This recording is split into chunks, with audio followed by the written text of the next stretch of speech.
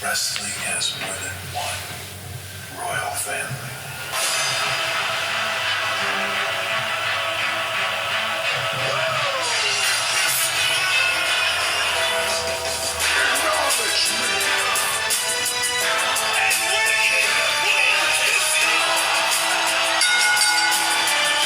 What is up, guys? Welcome back to Wrestling Crossroads. As always, I am one half your dynamic duo, Twisted, alongside Brother Pyro.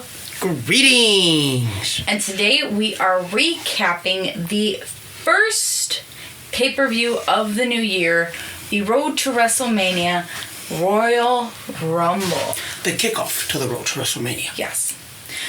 Overall, how did you feel about this? It was a relatively well put together card. Granted, it was a smaller card than normal. Yes.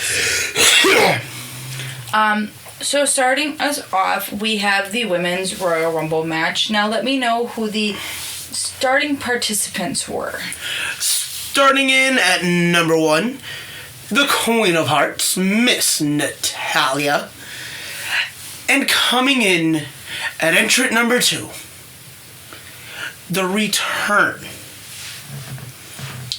of a former 2-time SmackDown Women's Champion. Mm-hmm. The wife of Jimmy Uso, Naomi. Yes. Welcome home. I know you were very excited to see that. We all were. All of us were waiting and just kind of watching the entrance, not necessarily knowing who it was. The anticipation was really big at home, as it was obviously probably in the arena. But per usual, most Rumbles, men and women, the ring fills up really, really quickly. And every 90 seconds. Every 90 seconds we have somebody enter.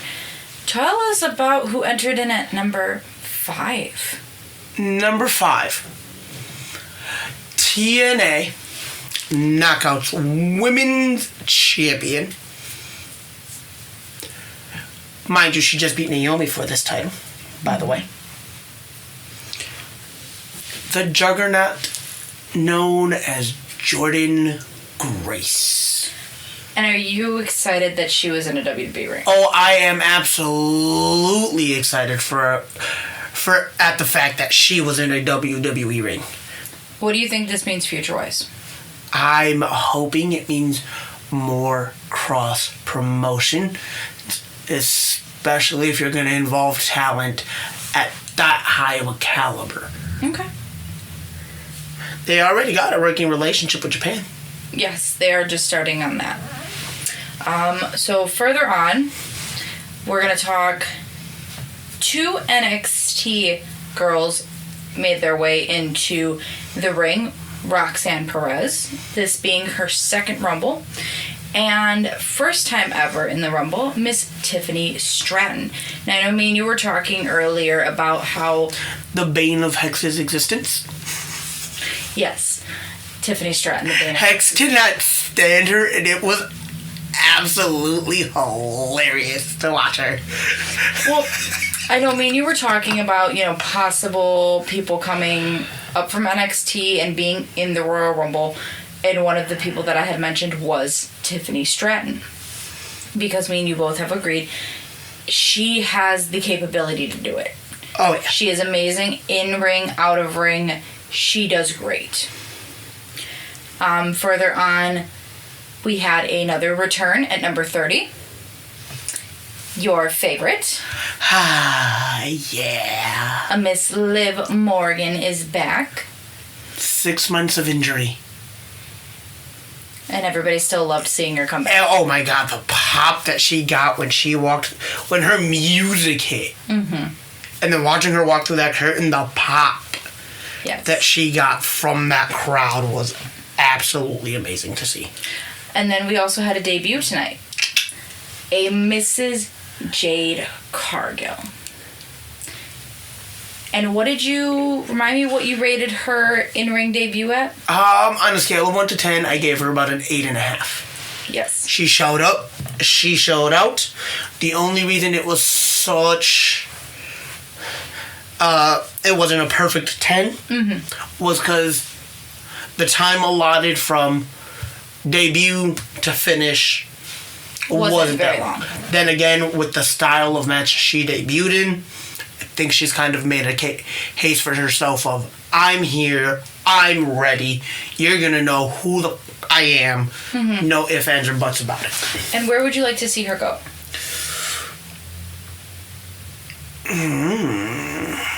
Does she go to NXT? Does she go to the main roster? I could see her working out on any of the 3 brands. Okay. Alrighty. And with the way the women's roster is stacked on all 3 brands, I don't see her having a lack of worthy opponents. Alright. That's something very beautiful that you have spoken time and time again about WWE is their ability of women superstars. Oh, yeah. I think right now, only one roster, just talent level alone, compares to what WWE has, and that's TNA. Yeah. Like the roster that TNA has, both men and women, is absolutely overlooked. So, it's fantastic. I know we talked about it a little bit earlier, seeing as we did have the TNA Knockouts Women's Champion in the Royal Rumble, do you see more of cross-branded promotion? As a wrestling fan, I'm praying for it. Okay. Alright. So, our last 3 in the ring, we're just going to kind of skip to the end because everybody knows how Royal Rumble works. You get in, you throw somebody at the top rope. You try to make sure nobody throws you over. Yeah. We pretty much know. You got our numbers down in the description. We're good there. Y'all know our numbers. So, our last 3. Liv Morgan, Jade Cargill, Bayley. You want to talk about our closing moments with this match? So, all 3 women go over, but none of them get eliminated. They're all kind of duking it out on the apron. Yes. Bayley, upon realizing I'm not being paid attention to, crawls her way back into the ring. Setting up just, Jade and Liv to duke it out for a little bit. Fend for themselves. Fight it out. Liv hitting Oblivion on Jade to get that elimination. Yes. Leading to Liv's elimination, much to my sadness. And thus the winner of the 2024 Women's Royal Rumble, Bayley. And as we did our picks on the pre-show, via our TikTok, you have bragging rights with that for the year. I got the bragging rights for the year. Yes, you do. So it's funny because I was watching TikTok. You good? Sorry, not just a little bit. Stop. You were watching TikTok. Bayley showed up to the Rumble in a Rhea shirt. Oh. I love that Dakota was like, dude, what are you wearing? She's like, the shirt of the champion I'm choosing if I win the Rumble. But do you really think that that's who she goes after? No. You said it when she won. There's a lot of tension, because you were explaining it to Hex on why it was a good idea that she had won. There's a lot of tension already in Damage Control, and if they boot her out because she wins, there's her taking on Io. But I do want to say that I love the difference between Bayley, the wrestler, and Bayley, who comes to the press conference. Oh my god, because she did a lot of showman and respect for that. Bayley, not character Bayley. Yes. Was absolutely outstanding, and I loved that. So, we also talked about records being broken. None of the elimination records that we thought were going to be broken were broken. I will say, I saw something before we started recording. Bayley has the 2nd most eliminations. Yes, she does. She now has the 2nd most eliminations. But Bayley did break a record as well. She now holds the longest time in a single Royal Rumble match at 1 hour and 3 minutes. That was formally held last year by Rhea Ripley, who came in at number 1, 1 hour and 1 minute. And we did say that it seemed like they gave the women more time to showcase themselves. The women showed up and showed out. I love everything we got out of that match. And I did want to point out another statistic I did see is now congratulations to Natalya and Liv Morgan, who have been in every single Women's Royal Rumble match we have had. They've been in the last 7. All right. Why don't you take us into our next one after you give me your grade? The grade for the Women's Royal Rumble. A. All right. Match number 2 on the card. Placement of this surprising me and a few other people. The Fatal 4-Way for the WWE title. Yes. Roman Reigns, the head of the table, the tribal chief, the head of the bloodline, walking into Tampa Bay as champion. Yes. Against? Trying to survive against the Viper, Randy Orton, the phenomenal AJ Styles, and the megastar, L.A. Knight. Yeah! Never gets old. No, never will. This match was really fun. It was really good. The pacing of it was right. There isn't a lot of bad things to say, really, about this match. Except for the one big... We're getting there. We're getting there. We're getting there. Thank you. Get us there. One thing I will say, you got to see a lot of tension, a lot of stories. You got to see, the little snippet of TNA versus Impact Styles LA Knight. You got a call back to Orton Styles going into Mania 33. Yes. Which was fun. You got to see the disdain they all share for Roman Reigns.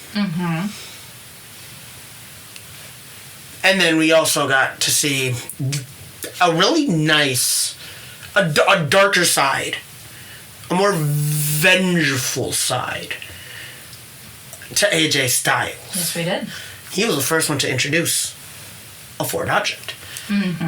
He was the only one to introduce a foreign object. Yes.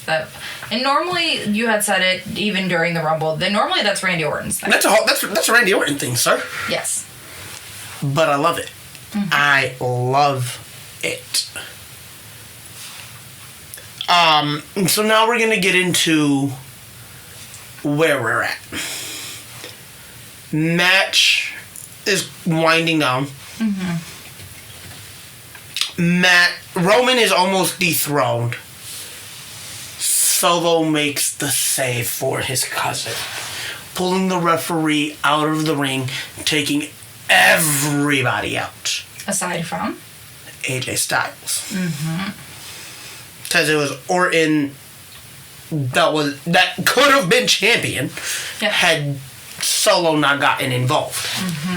Solo takes out the field, takes out Orton, takes out Knight, starts stacking the bodies. Yes. Because they did promise stacked bodies. Roman, you see Roman starting to stir. He goes to take out, you see Solo getting ready to take out Styles. Once he realized, he's on the outside. Styles sidesteps, Solo crashes through the barricade. Phenomenal forearm. Roman on top of the already pile of bodies. Styles pinned 1, 2. Orton on the very bottom of that pile kicks out, causing everybody on top of him to kind of roll over. I think Styles should have went for more pins after that, personally. Oh, absolutely. But he didn't.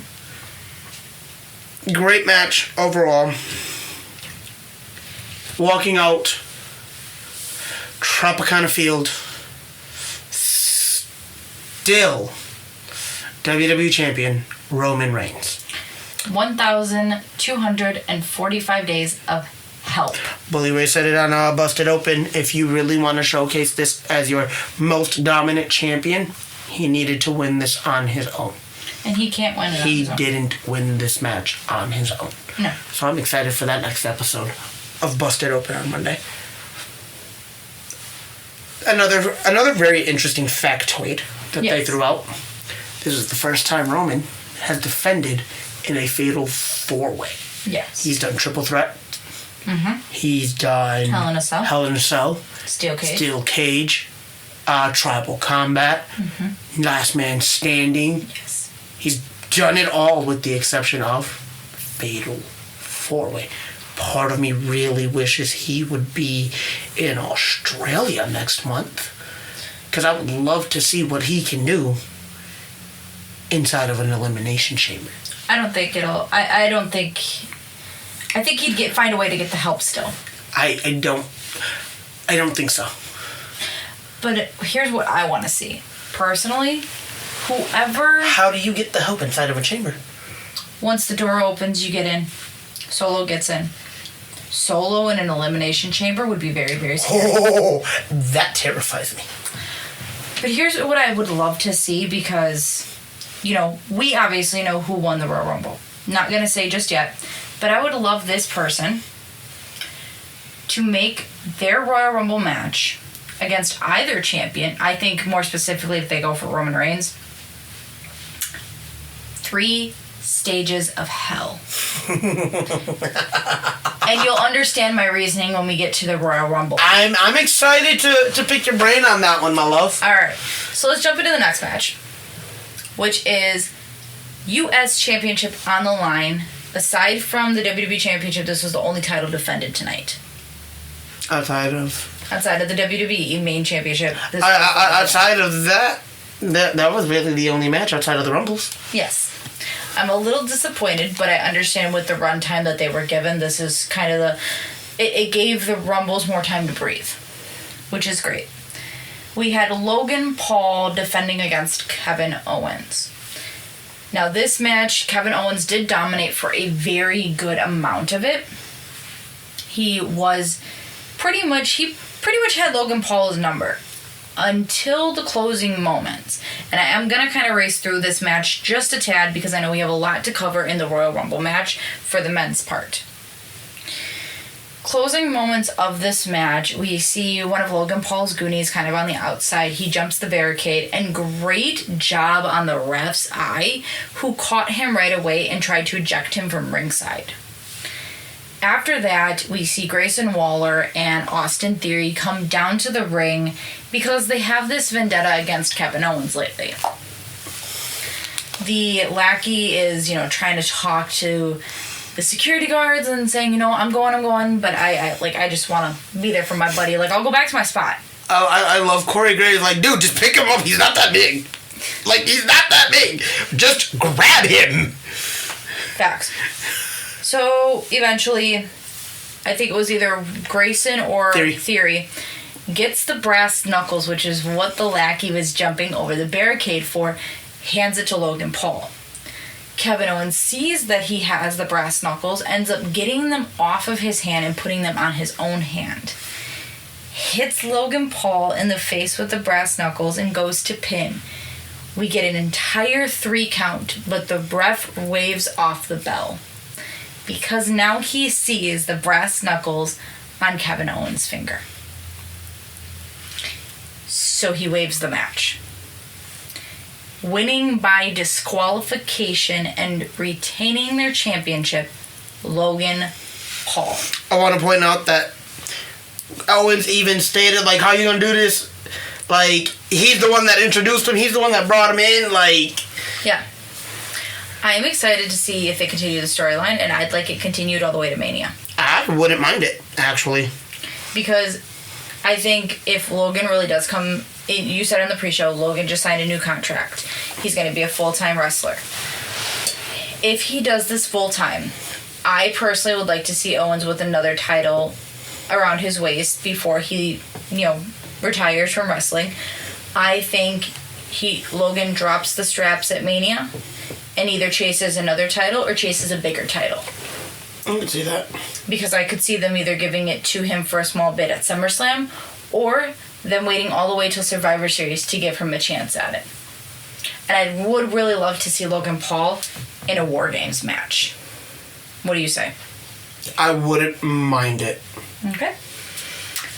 So, I'd like your grade on this one, and you forgot your grade on the other one. That's because you kind of jumped ahead of me and just jumped straight into this match. I understand that. I have a tendency to forget that we do grades now. And grades, I want to point out, was my idea. Were your idea. Yes, but part of me was back and forth on it, and if I wanted it after every single match or just at the end of everything. All right, so the Fatal 4 was a B+. Okay. Would have been an A but no, so I had to get him down. I really wish Roman would have been the one to do it on his own. And this match was a B. All right. So, Men's Royal Rumble. Tell us who started off. It was a very interesting way to start this.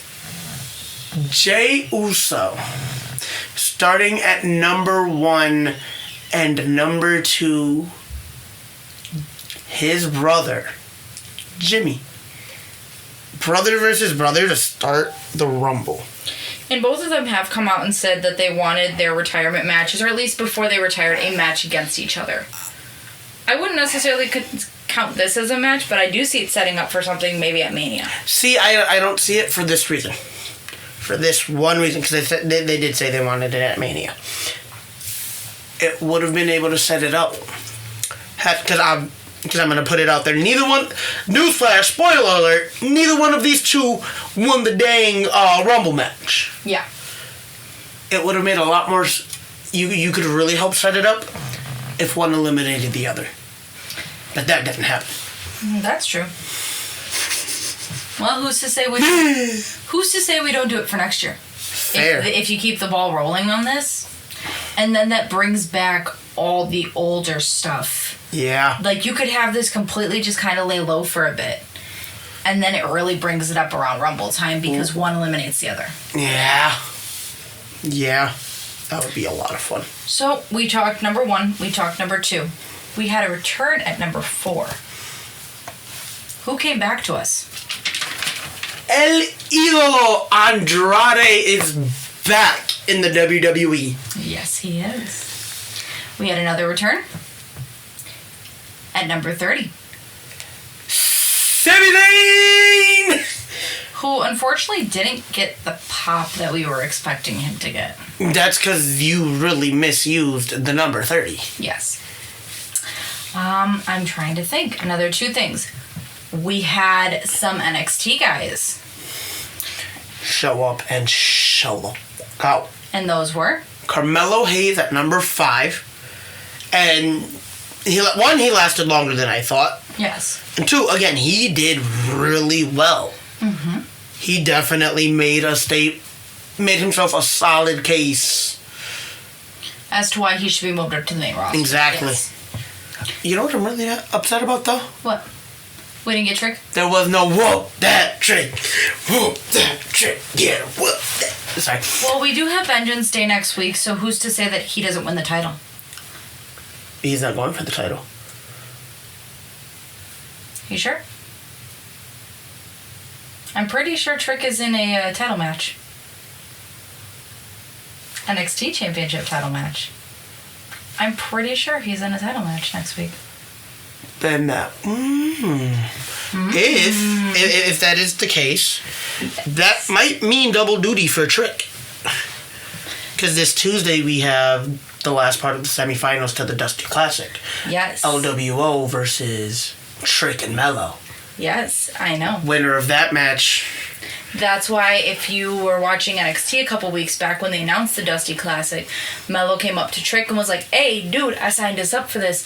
Trick got very upset because that means Dusty Classic is the same night as his title shot for Vengeance Day. Double duty, if anybody can do it, is Trick. I'm hoping so. I would really like to... I'd like to see him kind of get something around his waist. That would be really nice. You know, we talk a lot about returns. We talked a lot about returns today. We failed to give one of the best returns. Ooh. We failed to talk about one of the best returns to start the night. Much to the dismay of a Mr. Corey Graves, we got Pat McAfee back for a night on commentary. Yes, we did. And we also got Pat McAfee in the Rumble. Let's talk about that a bit. Well, before I jump into that, let me jump back into our NXT standouts. Yes. Because another man that made his Rumble debut. Mm-hmm. Braun Breaker. Yes. And he definitely showed up. As good as Melo did, Braun Breaker in the Rumble performed better. I do agree. I think Rumble is more for people of Braun's standard. Not necessarily like people of his, like how he's built and how he works, but I think it favors more him than it does Melo. Yeah. I understand that it's more about like the small people can win it too. Obviously we had Rey Mysterio win one year, but it favors more of the stamina, the brawn, the build. I can really throw you as many times over as I need. And Breaker straight up came in like a shot out of a cannon, like a bat out of hell. Just as soon as he hit that ring, he made a statement. There was a statistic that they said on commentary. I'm gonna let you have that about Breaker. Once he hits the ropes, coming off the ropes, he is clocked at 23 miles an hour. To go 0 to 23 in about 0.5 seconds on foot, yes, is an impressive feat. Yes, it is. They stated that was faster than Tyreek Hill, who is known as one of the fastest wide receivers in the NFL, if not the fastest. Yeah, and that's a notorious foul. Like I said, that's insane because he came in, popped like 6 dudes with spears. Yeah. And then him and Gunther went at it for a little bit, which was absolutely beautiful. Please give me that one-on-one. You were talking about Gunther's chops to Braun. Oh, Braun not only was able to receive them, but was able to dish them back.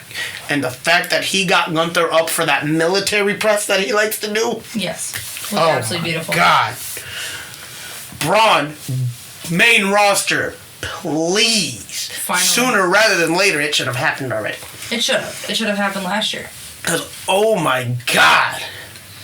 All right, so great. We were talking about that. We brought up Pat McAfee. Now, let's talk about him being in the Rumble. Which is a moment that involved Braun Breaker. So, Breaker and Omos are just intense stare down. McAfee's music hits. McAfee's sitting on commentary like, I have no idea what to do right now.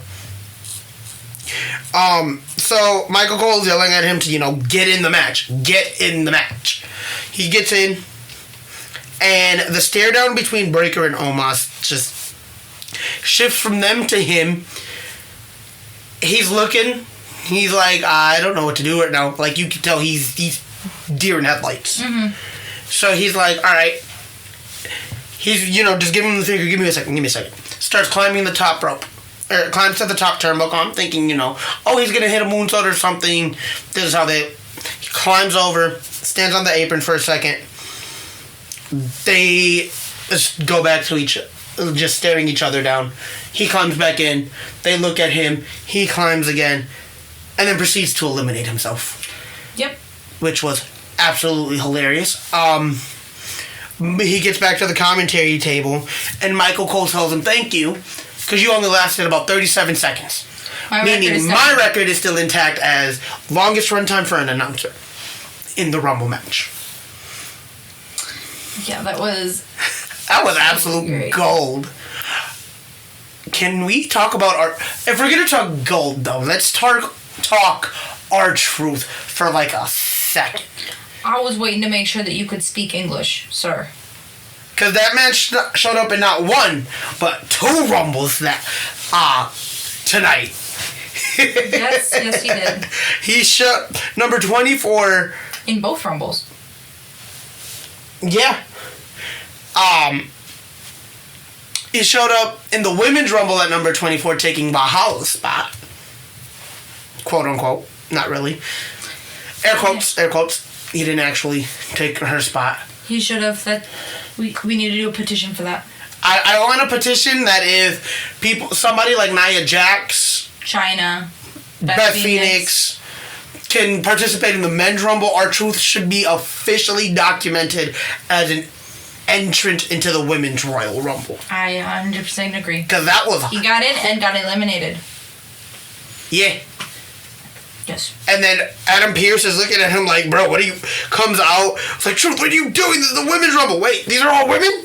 Yeah, because he was face-to-face with Nia Jax. That was the funniest part. Oh, my God. You're face-to-face with Nia Jax. Valhalla's sitting there yelling at him. And all you can think about is, wait, these are women?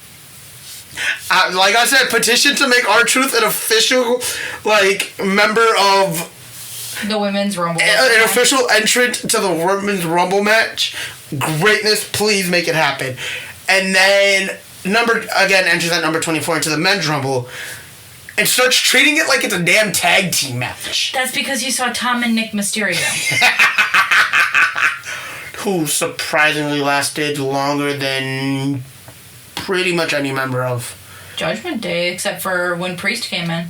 But even then, Priest came in significantly later. Yeah. If you look total time, I think Dom had more time in the match than Priest did.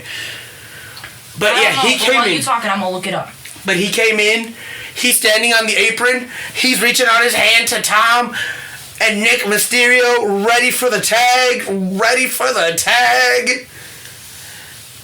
So Dominic tags him in. He hits a hot tag, a couple shoulder tackles to Gunther.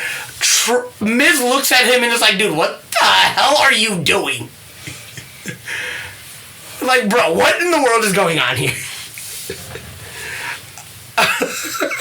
I love R-Truth.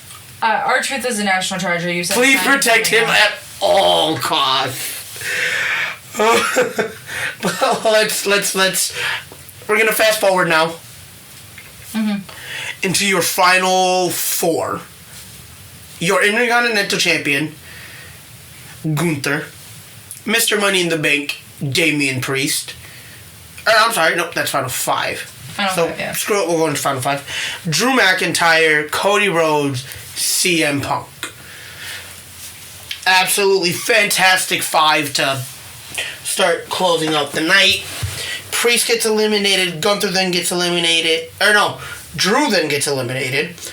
Cody with a repeat of last year eliminating Gunther. Only that elimination wasn't for the win. Okay, so I have times. I'm sorry to interrupt. Nope. You were looking for this. Dominic Mysterio was the longest member of Judgment Day to be in the Royal Rumble. He lasted 33 minutes and 19 seconds. He got one elimination. Solid. He eliminated Braun Breaker. Oh, yeah! He was eliminated by CM Punk. Yep. I also want to point out another thing. As I'm looking through our numbers, the shortest amount of time in by a Judgment Day member was JD McDonough. Yep. Because of R-Truth. I want to point that out. And he has one of the shortest times, aside from Santino Marella, at 3 seconds in the Rumble. Do we have Mahala's number? For the Women's Rumble, because we were trying to figure out if she lasted less time than Chelsea Green's 5 seconds last year. Because they referenced that on commentary. Oh, she's already lasted longer than she did last year. Valhalla is at 5 seconds even. Oh, she tied it? Really? Yes, she did. Weak. I demand a recount. As much as I would love that. I'm rewatching it and I'm timing it myself. Chelsea Green lasted 17 minutes this year. That is significantly longer than the 5 seconds from last year. Yes. Yes, entirely. But alright. Back into this Men's Rumble. Final two, Cody Rhodes, CM Punk, who will have a date with Destiny at the Showcase of the Immortals? Yes. This was a really good back and forth and really good storytelling between them.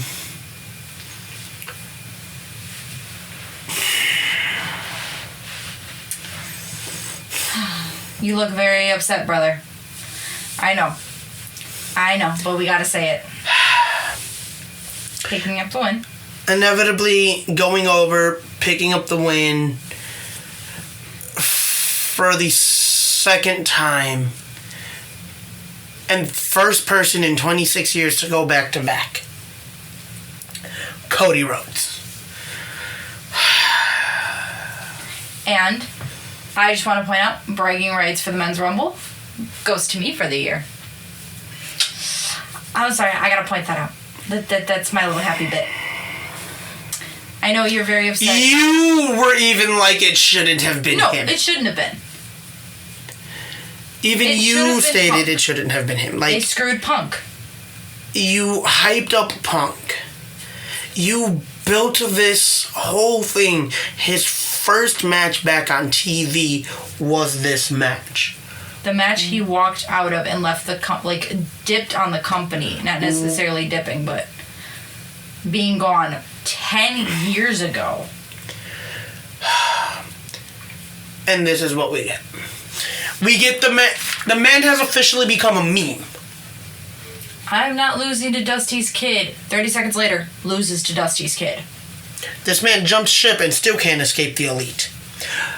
I will say I do like his little celebration before calling out Roman while Roman was watching from his little skybox. Because he gave the little Bullet Club salute. Yes, he did. In which the Young Bucks both retweeted and added to their bio. What was your grade for this one before you forget? B-. B-. I know we both said it about the ending. It dragged a bit. You could have cut like 5 minutes from the match and still did exactly what you were trying to do. You could have, like you said, you could have cut the 5 minutes if you really needed the 5 minutes on TV. You could have had him announce, I'm coming after Roman. Right, you could have had that a whole face-to-face interaction of, I want Roman. Roman comes down from his skybox, gets in the ring, and they're standing there face-to-face. I think that would have been a better ending than what that would have been a significantly better ending. He would have got a higher grade from you. Facts. But that's why I said earlier, I want to see at Mania like a 3 stages of hell match between these two. So what would be your 3 stipulations? My 3 stipulations would probably be... I know I do. My first one would be one of the easier-ish ones. I'd just do an Extreme Rules match. Anything kind of goes. That way you can get the people in, you can get the people out. If you really want, take out anybody else. Middle one could go either way. One of the ones I wanted to see that kind of went through my head, in honor of Dusty again, another strap match. Cody did amazing at the strap match that he had last time. Was it the cowbell? Yeah, cowbell strap match. Yes! Number 3. Oh my god, yes! What's the best way to end a 3 stages of hell match? Ambulance. Put him in an ambulance, send his home. He don't want to be here anyway. You've just won the title. I'd make one of your stipulations a lumberjack match, so that way if any member of the Bloodline tries to get involved, they're getting jumped by like half the locker room at that point. I mean, you could do that for the first one. Do that for the first one. You take out anybody for the Bloodline, and that means anybody that can show up in this match. The exception being, please leave Paul Heyman alone because he doesn't actually get involved. He just stands there looking like a walrus. If Paul Heyman wants to get involved, all I see is instead of him getting jumped, him just getting like waved throughout the entire rest of the people. He'll have like a little crowd surfing moment around as Roman's just distracted by his wise man being lifted up by everybody. 1, 2, 3, there's the first fall for Cody. Exactly. Quick roll up, 1, 2, 3. Now we go on to the strap match. Now we go on to the cowbell. That still leaves out the members of the Bloodline. All the rest of the men are slowly making their way up, and now you have a real fight. And then you go on to the ambulance match. See? I like your head. I'm going to keep the strap match. Okay. I'm going to have not the ambulance.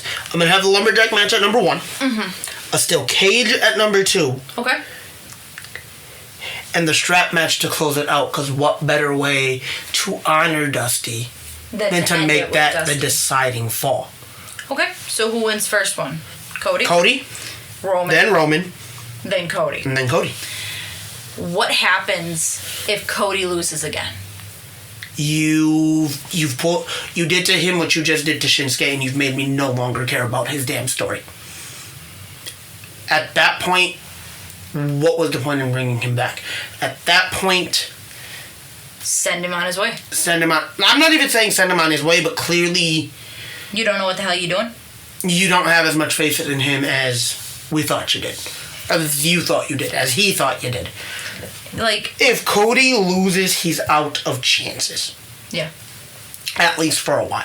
They can use that as a stipulation, even if they really wanted to. If you lose this, well, Cody has already stated challenge for my title. Going into, he's like, all right, if I don't get the story done here, don't even bring me back for the next game.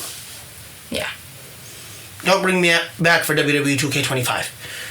Because at that point, I don't deserve to grace that cover. I don't deserve to be in that game. So what do you think's going to happen come Mania? I know we have a couple more leading up to it, but what do you think's coming Mania? Does he win? Does he finish? He finishes the story. Big picture, he finishes the story, or you have done this all for nothing. Okay. I'm going to take a page out of Bully Ray's quotes. Yes, quote unquote. You're thinking Roman big picture, which is why he's held on to the title so long. Yes. There's one of two ways this ends. Mm-hmm. Roman retains and it sets up for The Rock. Which doesn't really need to be a thing. No. I wouldn't mind the match. I wouldn't mind the storyline. But the title doesn't need to be there. Yeah. To still make it a convincing storyline. Or Cody finally finishes it. You send the crowd home happy. There's your big picture. Okay. But that is really the only two ways to go about it. Mm-hmm. And in reality, if you are a business, if you are running this, there's only one real answer here. And that is Cody finishes his damn story. Okay. Because at this point, even the fans have thought this story has gone on too long. Yep, I agree. So we got that for our big men's title for night 2, let's just say. My thing is this.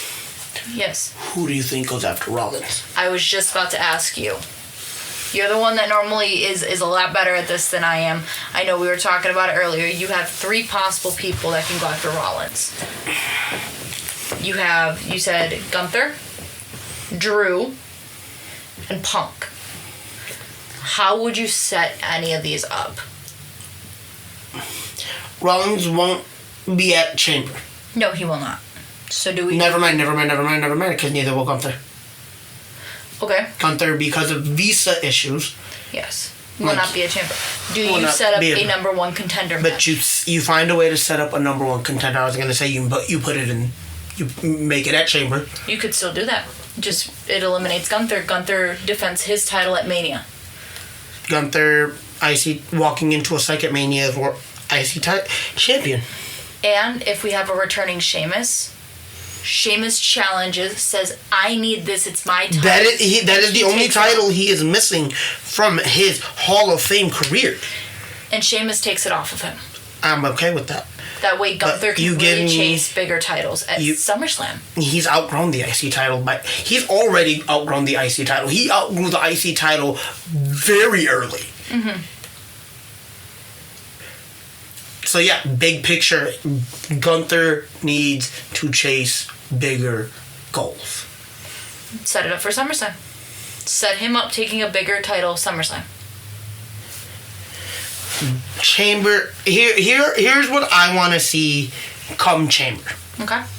There are 2 specific matches I want to see held inside of the Elimination Chamber. One being? We're not getting either world's title. No. You set one up to see who takes on Rollins. Okay. 2 of your entries, Punk, Drew. Okay. The other 4... Well, we'll talk that. Do qualifiers for it. Yep, qualification matches. Good. I miss those, honestly. And the other title I want to see defended inside, because I want to see this title defended inside the Elimination Chamber. You close out Elimination Chamber in Australia with Australia's own Rhea Ripley women's world title In Elimination Chamber. Elimination Chamber match. Does she win it? I'm saying, because you also have... That was a dumb question. But you also have other people from Australia that are women, don't we? Indy is the only other one. I can see her being involved. Mm-hmm. Do you really see Indy being the one to take the strap off of Rhea? Unless in any capacity. Unless Rhea's the only one that's been in the entire time and Indy's the freshest, no. And even then, Rhea walks out of Chamber still champion. Because you set Rhea up for Mania. Okay. Who did she go against? Who's a more believable champion going into Mania? Touche. So you give me Rhea. Mm-hmm. You give me... I'm trying to strategically place this moment. So we got Rhea in her Elimination Chamber match. We have the number 1 contenders match. We have obviously other matches. I think you do more qualifying You do qualifying matches for either. for both Elimination Chambers. If you want to give Indy the feel good moment, have her at least in the chamber. Even if not in the chamber, if you want to give her the feel good moment of being in front of her home country, her and Candice walk out of Chamber champions, tag team champions. And that could play more into damage control. Exactly. Granted, it is a hot potato tag team anyway. Yes, Asuka and Kairi just won those titles, but if you really want to give them the feel good moment, that's how you do it. That's how you give Indy that big pop. Yeah. At home. I agree. But you don't do it with the women's world title. No. Okay. I mean, I get entirely where you're going with it. I do. Trips, TKO, Rock, Nick Khan. Who do I gotta talk to start writing for you, bro? Because I promise you, I got stories, I got matches, I can make it make sense. Just saying. Yeah, me long enough fan. Jesus Christ. Anywho, that ends Royal Rumble. We have Elimination Chamber next. Well, we'll save them for Vengeance Day first. I meant WWE main event. Main roster. We have Elimination Chamber at 6 in the morning next. It's like 4 a.m. actually. You're killing me here. You're killing me, Smalls. Thank you. Why how is it me? This is not my fault. I did not choose this woman. I didn't choose Australia. I didn't choose Australia.